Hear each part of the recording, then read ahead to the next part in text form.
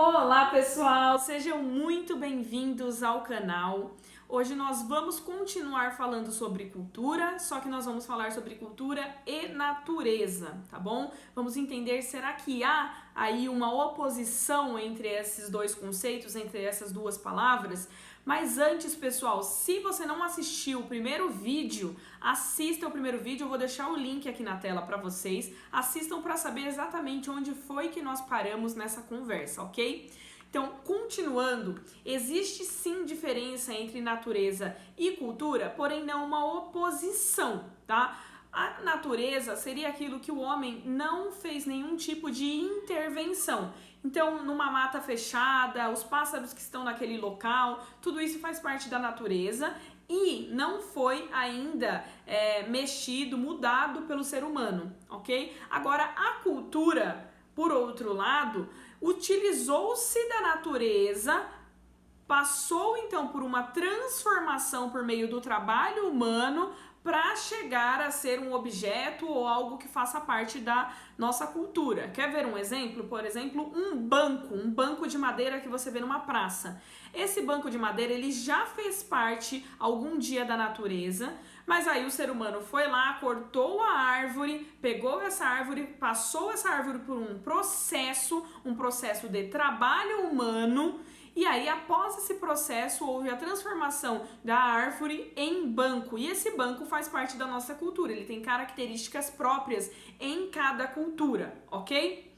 Karl Marx dizia o seguinte, que a natureza ela é o corpo inorgânico do ser humano. O que isso quer dizer com corpo inorgânico do ser humano? Primeiro vamos entender que esse inorgânico quer dizer inanimado, ou seja, sem vida. Então algo que faz parte de nós, seres humanos, mas que não tem vida, que não respira, etc.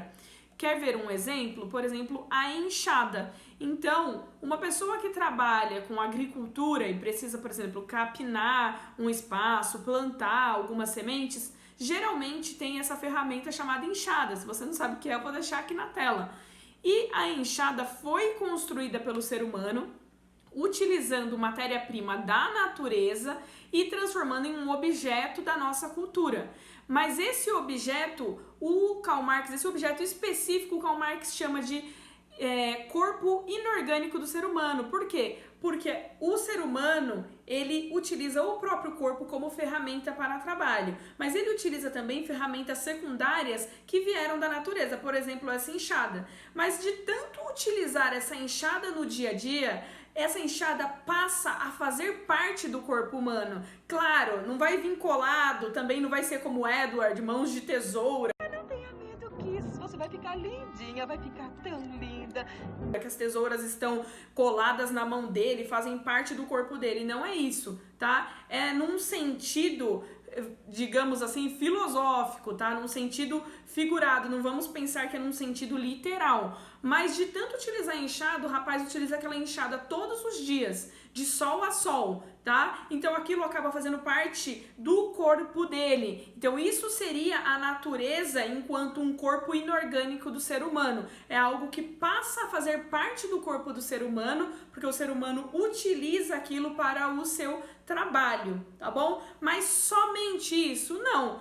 O computador que um TI utiliza, também a gente pode falar que é a natureza enquanto corpo inorgânico do ser humano. Por quê? Esse computador, ele foi construído a partir de uma matéria-prima também que veio da natureza, tá? A vassoura que o rapaz, a moça da limpeza utiliza, veio da natureza, tá bom? Veio fazer parte da nossa cultura. E tudo isso, todos esses objetos, eles passam a ser natureza enquanto corpo inorgânico do ser humano.